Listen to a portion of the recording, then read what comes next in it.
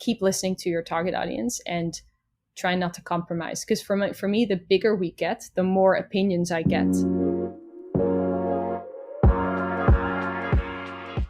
Hello guys, thanks for tuning in and welcome to this week's episode of SMACK, which is also already my last episode of this season.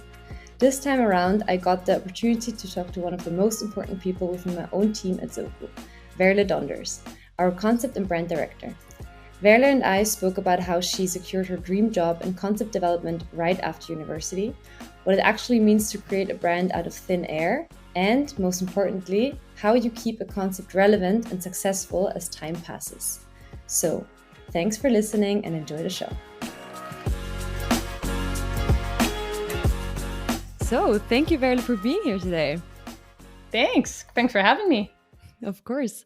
So I always start with the same question, more or less, my podcast episodes, and it's a big one. So get ready. Why did you choose to go into hospitality? What made you go into this crazy industry?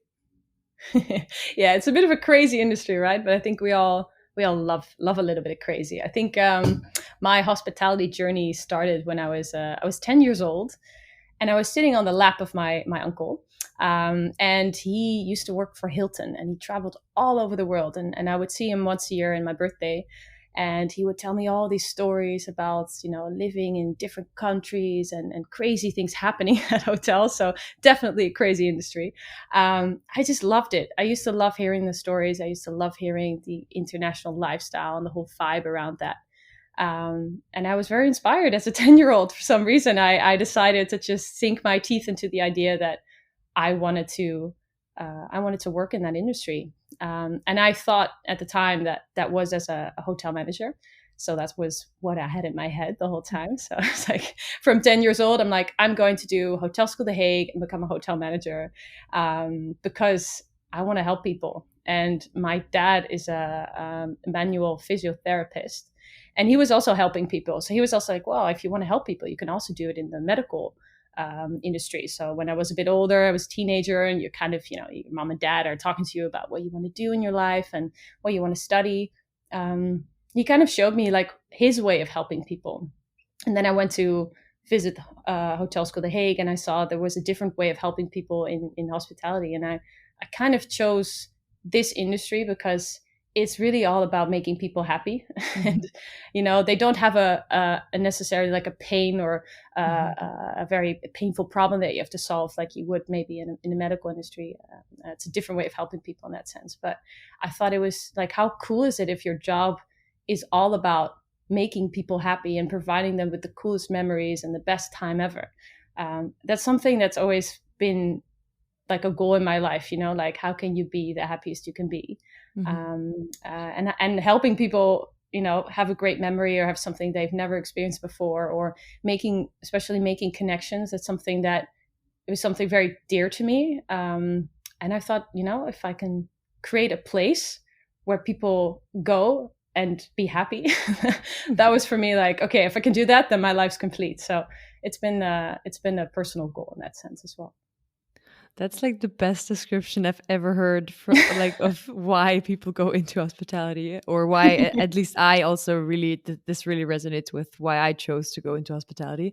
And I mean, you also, like, when you graduated from The Hague, you directly went on to work in concept development, which is kind of crazy because that's like what everyone lists as their like long-term goal. Like at some point I want to work in concept development, and you just did it right out of school. So tell me a bit about that. How did that come about? Yeah, it's like you said, it's crazy. I think it's like there's one job every year, maybe, if you're lucky, in this particular corner. So how I ended up there was I, like everyone, did my first internship abroad. And it was just a simple internship at a hotel. It was actually supposed to be a event manager assistant internship. It was one of the very few internships that wasn't you're working at the bar, you're working at the breakfast, or you're working in rooms or housekeeping. So it was something different. And I I thought like, oh, I want to try that one different internship. So I got to the hotel in Barcelona. I won't name the name because what I'm about to say is maybe not very nice. But my first day, the event manager got fired, and I got put in the breakfast shift. And then I stayed there. And I did the breakfast and the evening/night shift. So I did like 2-3 shifts in one day, which was almost impossible. Yeah, I worked myself into the hospital. The general manager did not, really care about me and didn't take care of his employees. And I saw what he did for a living and how he handled his people. And I thought, this could be better. Mm-hmm. So I decided I don't want to become a hotel manager, because I also saw like it's a lot of contracts and it's a lot of budgets and it's a bit more technical than I actually thought in my dream as a 10-year-old of helping people. I thought like I can do this in a more direct way, and I think I can do it in a more creative way. So that's kind of when my search for something else started at the hotel school. I was like, okay, I don't want to become a hotel manager. What do I want to do with my life? Because I was kind of lost. It's a school, you go there because you want to become a hotel manager, and then when you don't fit in. So what I did, I was always trying to fit the square peg into the round hole. I think a lot of teachers didn't really know what to do with me per se, because, if they said you have to deliver this report in a certain way, I would always go nuts and deliver it in a very different way. I was trying to find new ways of doing things. I was always looking for, what are hotels that stand out? What are different hotels? And they kept pushing me into this, you need to focus on luxury, like 4 or 5 stars. Like that's what you have to do to become successful. And I didn't believe that. And and then I remembered kind of in Barcelona, what I really loved about the hotels there was that in Barcelona, you go out to a hotel lobby to have cocktails or dinner, and the restaurants are very swanky and cool and I got very inspired by that. I was like, oh, people actually go to hotels they're just locals. And then I looked in Holland, and I that's not something you do here. It's you don't go there. You don't have anything to search in a hotel. It's just for tourists. So I thought that's an interesting difference. And I looked at like what makes these places different. It's really because they spend a lot more effort on their lobbies. They spend a lot more effort on their restaurants and the way they designed it.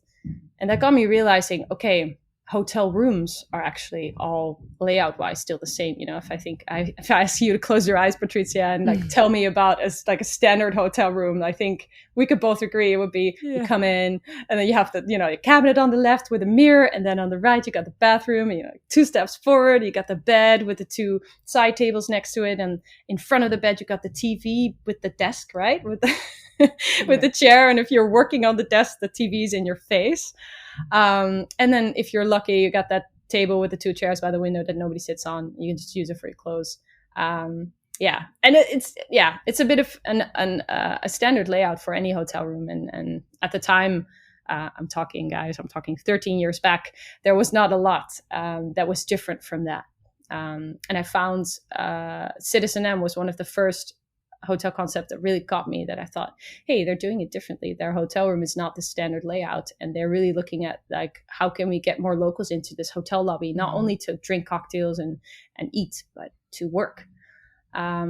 So I was very inspired by that. And then I found out the co-founder of Citizen M, or like actually the founder at the time, came to do a lecture at hotel school, and I was like, I'm gonna go there. And I found that what Hans Meyer, who's our co-founder at Zoku, was saying at the time, I found it was very inspiring. And I was like, I want to work for this guy. And I remember, like, I don't know if you recognize this, but sometimes in your life you have these light bulb moments. And I had one of those, like, ka-ting. And my friend next to me sitting, she was saying, like, what happened to you after the lecture was over? I was like, I think I know what I want to do with my life. So I guess it was the same as when I was 10 years old, and I thought hospitality. I thought concept development. And I ran down to the auditorium, and I went to meet Hans, and I said, I want to work for you. What do I have to do? And then he told me, just send me an email when you're ready, because I had like 3 years of studying to go. And I was like, okay, that doesn't sound like much work. But I realized, like, I don't think that's really what he meant. So I entered a lot of, creativity in the hospitality competitions, like the European Mise en Place Cup, and I did some internal competitions in the hotel school that were all about thinking of new concepts and those kind of things. Because honestly, if you want to work in concept development, there's not much you can do in terms of gaining experience when you're younger, right? Yeah, okay. It's kind of random. So all you can do is find ways to show how creative you are and how you stand out. So that's what I did, and then I think it was time to send out letters for applying for our final internships, right?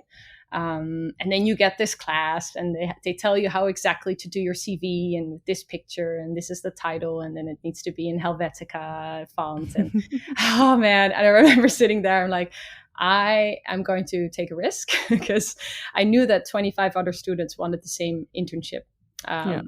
And yeah, like, either you can be safe and do the hotel school way and send that CV and a motivational letter, or you go nuts. And I decided to go nuts.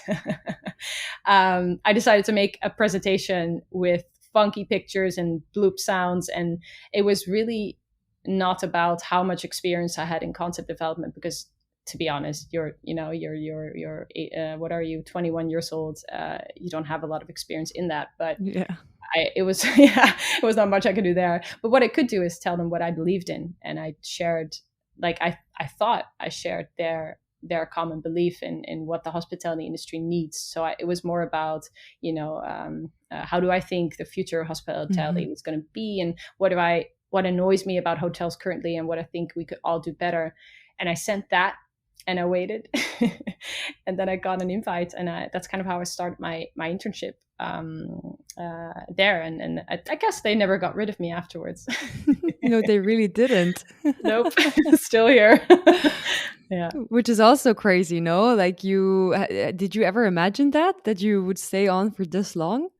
Yeah, it's funny. I guess, at the time I was 21. I just started my internship, and you're a little bit naive still. You think like, okay, concept development, and then we're going to create a concept, and then we're going to open a hotel within my internship, which is, to be fair, 6 months. So I didn't really understand. Of course, it's all going to happen in 6 months. It's all exactly.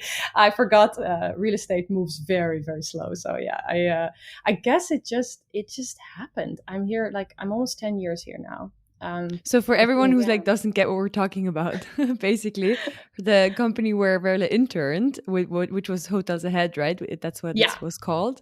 Yeah. It then turned into Zoku. So basically, she never left Zoku. She was at Zoku before Zoku even existed. Exactly. Yeah. No, you're very right. Sorry for forgetting that part. It was interesting. So Hotels Ahead was a concept development company, which for me, it couldn't have been better, right? I think I talked my way in at the interview, saying I was very good at social media. The running joke always with Hans is now like, yeah, Veerle, you really suck at social media. But thank God you were good at other things. So I was like, oh, thank God I got to stay. But I got in there and I made myself as useful as I could. And I always liked doing things, like I liked doing 1,000 things at once. And I think in concept development, you need to be a jack of all trades, and you need to love developing different types of skills. And that's something I did over time. If I got bored at some point, I would pick up a new skill. Like I picked up graphic design or a little bit of coding, or, I learned how to edit audio guides last year because I was like, I want to do this. So I think that's definitely a trait I would tell people. Like, if you want to get into this job, be curious and be bold. Try to do new things, even though you're going to fail, because man, have I failed often, but it taught me a lot. So yeah, it was fascinating for me to learn so much, and I think I got into the company at the right time, because we had Zoku as a little incubator baby on the side, and we did bigger jobs for bigger companies, so bigger hotel chains, in terms of concept development and guest experience design.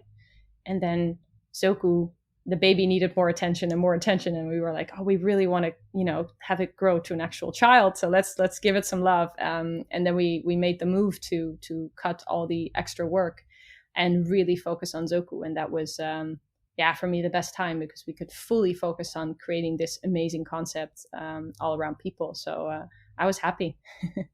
Yeah.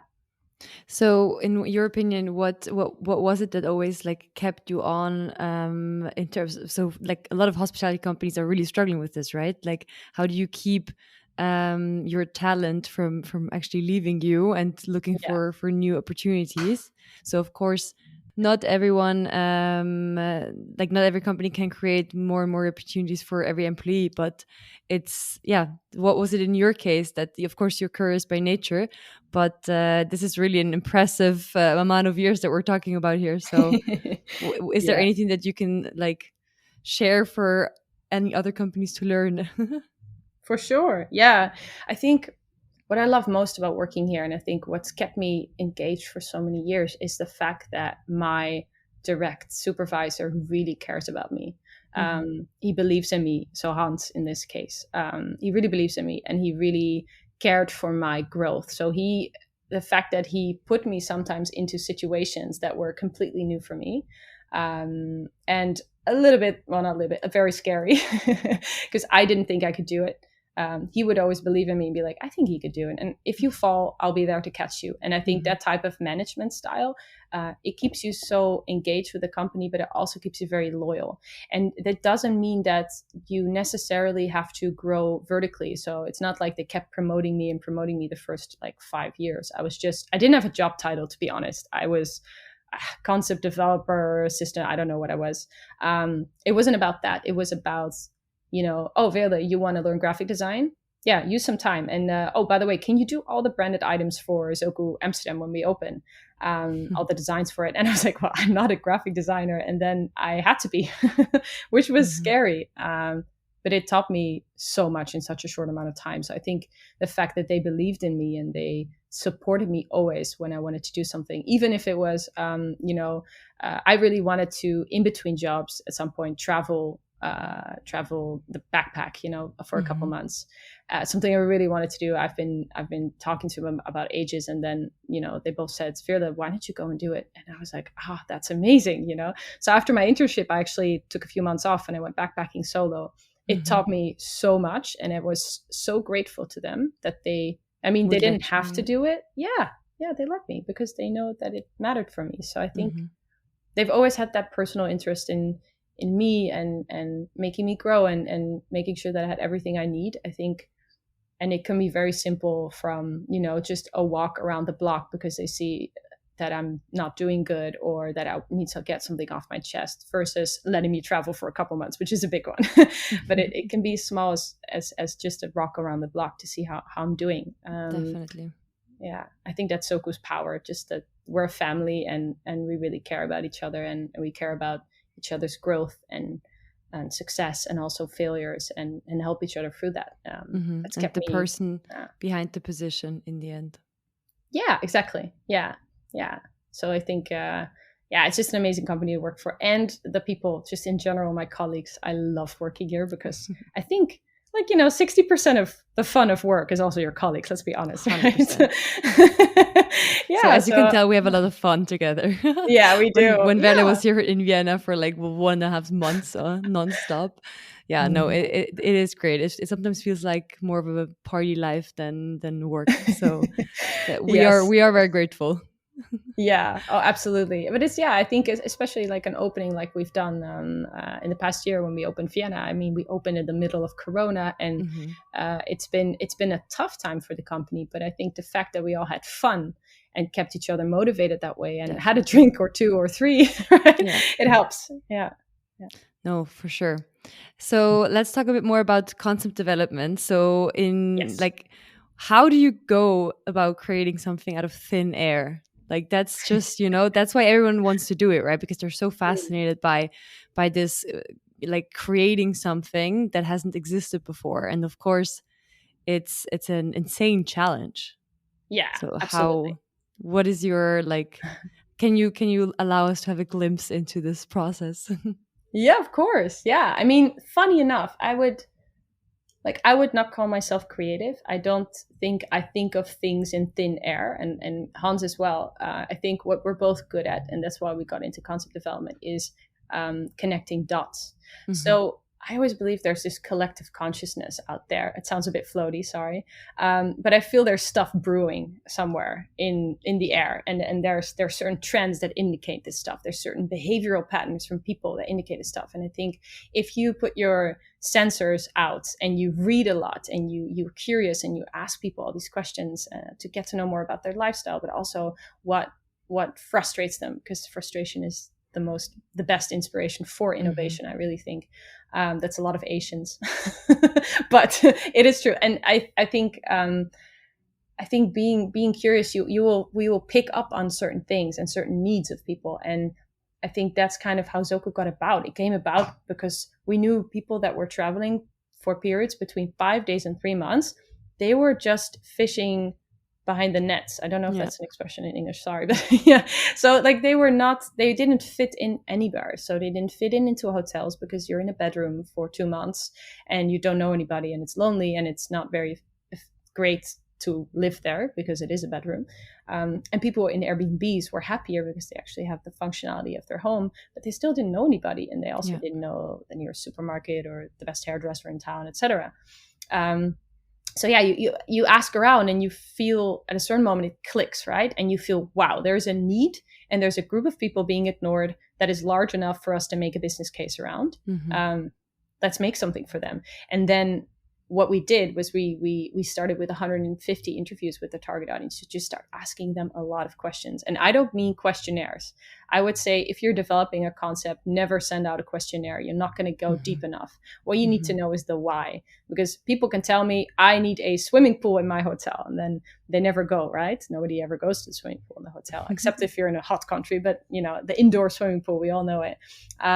So I want to know why they want a swimming pool. And if I find out their need of why, then I found out, oh, maybe it's not the swimming pool. Maybe it's the fact that they can exercise or move around. And, you know, maybe if I partner up with a really cool gym next door, it's actually a better offering and brings more value for them than having this indoor swimming pool that costs me a lot of money and doesn't add much. So I think it's very important to face-to-face interview, like you're doing now, Patricia. You know, you're digging into what makes me tick. Yeah, exactly. And it's very important, I think, to be able to ask a lot of questions and also to listen, and to ask why, like very often. Yeah, I think that's kind of the trick to it. And what also really helped is that we all lived as digital nomads ourselves at some point in our life. So we knew what it was like to keep working while abroad, while, you know, being in different time zone, while not having any friends or family there. And we kind of knew what blocks would come and what hurdles would come with that. So I think living that, like stepping into the shoes of your target audience and living that really helps to kind of, you know, get familiar with the problems that they face and how to solve it, and actually what brings value. Because with a concept development phase, you can add and add and add, but then it becomes so expensive it's not viable as a business model. So what we do is we really look at, okay, what brings more value for our target audience against less cost for us as a business. So we can create a smart business model, which is very simple. And then the things that we do very well, and we create a lot of value for this target audience specifically.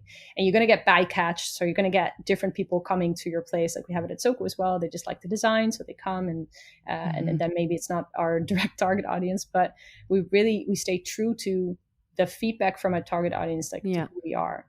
Yeah. And how do you make sure, that's always like what I think, how do you make sure you kind of like stay on track and have a certain like timeline that you adhere to? Because I feel like you can really drown yourself into concept. You can just be sucked into a black hole and never come out again. Yeah, you can go into so many circles. Oh, for sure. I feel you there. I think that's a good question. What helped us, I guess, is also the need of like at some point we were running out of money, so we needed to get going. And also at a certain point, you've done so much research, you start hearing the same thing over and over again, and that's kind of the point. Saturation. Yeah. And at that point, it is important that you don't start asking new people that are not relevant to your target audience. I would always say be very true to who you listen to and who you ask the right questions, because if you start listening to everyone, you're going to end up with a bathtub shower combination, and nobody likes that. Yeah. That's so funny. Literally today when I did a site, a girl was like, finally, I hate bathtubs.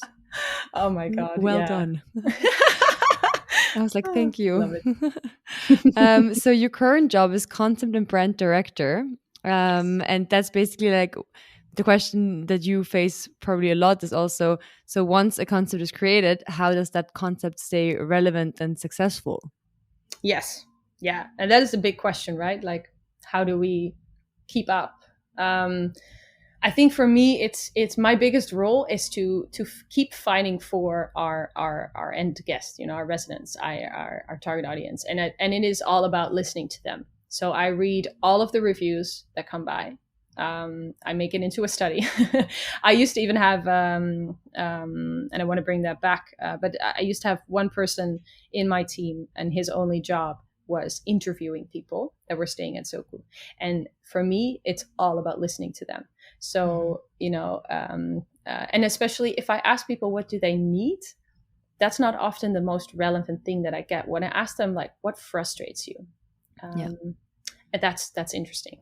And I very much like looking at lifestyle trends and behavioral patterns. And, my favorite research agency is called the Future Laboratory. If you're interested in trends, definitely look it up. It's they're in London, and they have helped us with our initial research into like this specific group of people.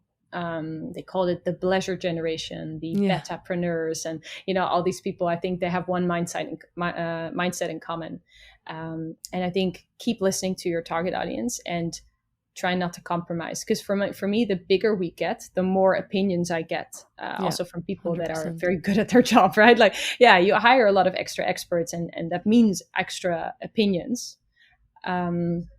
But for me, what is crucial is that I keep true to what I know from our residents and our target audience, because in the end, everybody can have an opinion, but you need to not compromise too much, and that's the toughest thing, right? Because let's look at last year. There was a tough year, and we had to save a lot of money in these new projects, and I guess I'm like the funnel in that sense. Like, okay, we have to save money. There's all these things we can do. Veerle, what do we do while still being on brand? And that was, I think, one of the toughest things I had to do. But it's necessary to really look at, okay, kill your darlings. What are the things that in the end create the most value for our residents, and then keep those and scrap the rest. And it's going to be painful. It's not going to be nice, but it has to happen. And that's something as at least a brand director, that's always what you do. So you always keep tweaking the concept based on value for money, and sometimes kill your darlings, which is hard because you have great ideas and other people have great ideas, and you have this like purse full of great ideas and good stuff that we could do, but we shouldn't always do it. But I think that's the hard thing as well. Like, not every brand has is aware of the fact that you need like kind of a brand police in a certain way, or or also has like, you know what I mean, because you stand guard, like you were just saying, and you also have to fight off a lot of like other people and opinions, and especially in tough times like we've been facing for the last 1.5 years. I think it's really easy to sacrifice some things, and then you need to have like a person or a team that is really standing their ground, and have top management back that team, because I think that's the most important thing in the end as well. Like, how like, do you stay true to yourself even in a crisis, because that's when you prove who you are. Yeah, absolutely. I think you said it beautifully, because in the end, what makes me successful is the fact that I have a mandate within the company. I'm in the leadership team. I have a mandate to have the end say of what we do as a brand. And that is both guest experience related. That is the way we behave as a brand online, offline. That is the investment that we do into design and styling, all these things that make Zoku Zoku. Even the way we train people, I have a say in that, because in the end, culture is again what makes it totally makes a brand. Like the people that we hire, the people that we have here, they are Zoku. Without them, there's no Zoku. It's just a pretty picture. So all these things, you have to have your finger in each pot and kind of get the support from the co-founders that you could do that. So they know me by now for 10 years, so they have learned to trust my gut as well, which is beautiful. That's what that trust gives me. It gives me kind of the power to keep everything relevant and keep it one voice, Zoku's voice, the guest voice, and not 50 people who all have something relevant to say, but maybe not specifically Zoku. That's a tough part of navigating a growing brand, I guess. Yeah, no, definitely, because you also have to let go certain things, I'd imagine, with going from 1 to 3 in the past, 2 months. It's a crazy time that we're in as a brand, and it also changes your daily life. I could imagine very much. Absolutely. Yeah. I mean, it's fun. I think it's another challenge, right? So we've been one Zoku for the last 5 years. Now we're 3. We tripled our presence in 2 months, which it's exciting. It's new and we are stumbling forward sometimes, and then we learn every day and we make mistakes, but it's I think it's a type of company that thrives on making mistakes sometimes. That's how we learn, that's how we grow. We say always better. Exactly. So it's been fun. It's been a fun journey for sure. Nice. So last question already. I always end my episodes by asking my guests what they would recommend young people starting out in our industry to keep in mind when they launch their career. So is there anything that you would like to tell your 20-year-old self that you wish you would have known back then? Yeah, I think I love this question. I think it's great. What I would definitely want to tell people is get a mentor. And this is something that for me, if I look at what I've grown into and how I've grown over the past year, it also brings me back to why I stay at Zoku. It's because I have people here that believe in me and that want to see me succeed and grow.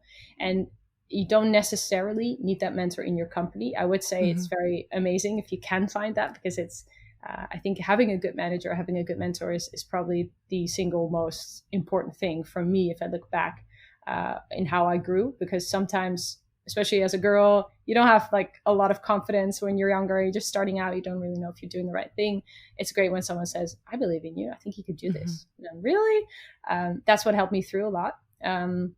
But this mentor could also be people outside of the company that you work for. So I actually gathered a group of 5-6 people around me over the last 10 years that gave me advice and helped me grow and that I can kind of turn to when I'm a bit insecure or not sure what I should do with certain situations. It's nice to have both in the company and outside the company sometimes.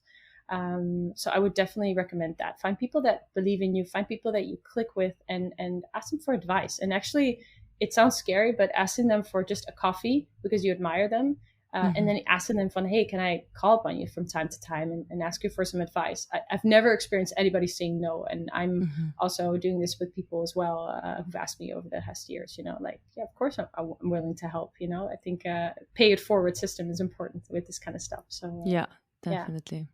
Definitely. No, I think that's literally I've had 2 mentors so far, and it's helping tremendously, and I cannot wait for the moment when I can give that back to people, because I think it's like you were saying, it's a give and take, and we're all in this together. And I think that's really where also our industry is so good at, but people just have to also ask, and you will receive for sure. Exactly. Thank you so much for taking the time. This was really, really interesting. And I thought I knew you, but you always learn more. So I hope you had fun as well, and enjoy the rest of your day. Thank you so much, Patricia. Appreciate it.